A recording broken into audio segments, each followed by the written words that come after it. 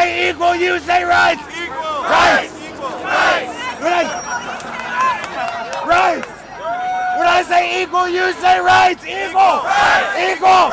It does not matter how it happened. We need to reverse it. And then we can look and see how did this go wrong or what do we need to do. But right now, we need to fix this. And pointing fingers and blame isn't going to work. Well, what's a good way to start that process? Just what we're doing, walking and saying you didn't get all the facts.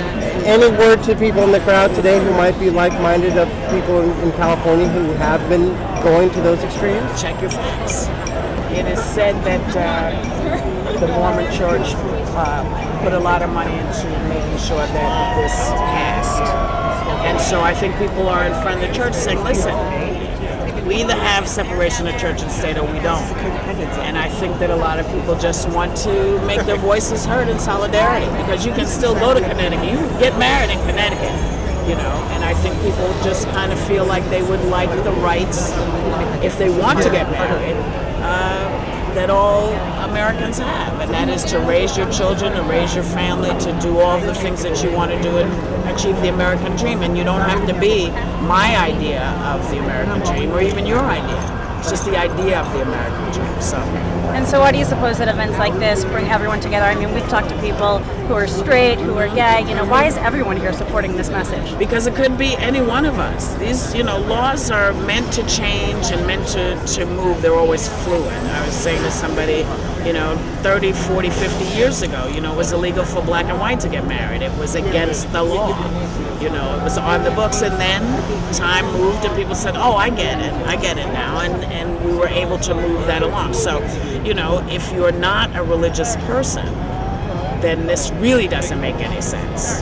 You know, if you're a religious person, it is a struggle for people, you know, because they know what they've been taught all their lives, and it's hard to jump away from that. But we do see that, you know, if we're truly religious people, then we look at these families, these same-sex families who have children, who are raising their children, and the idea that we as Christians or Muslims or Buddhists could allow this family to be torn apart because I don't agree with your lifestyle doesn't seem very Christian or Buddhist or Muslim to me.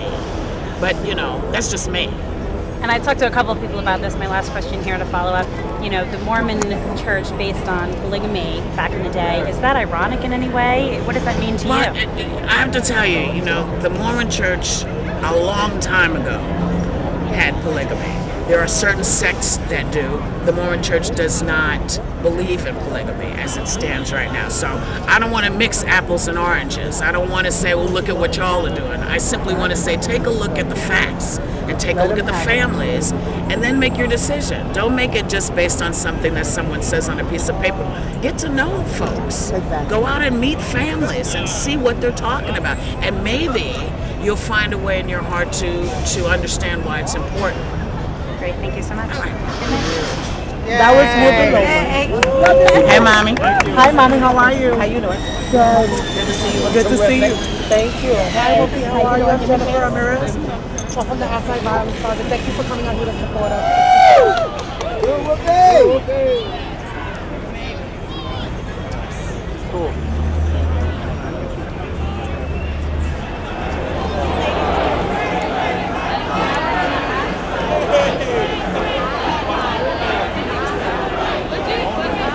We're here to protest the passing of Proposition 8 in California. We're showing our support to the people in California. I expect Obama to be a good step in the right direction. I hope for much more. I hope him to be a true supporter of gay rights. I'm not exactly sure that that's necessarily the case, but I know I have confidence that he'll be a step in the right direction. Actually, I was just curious to know how you felt when the Obama ticket said that they would not support gay marriage. It hurts. It hurts personally, especially considering that many in the gay community clearly are supporting Barack Obama.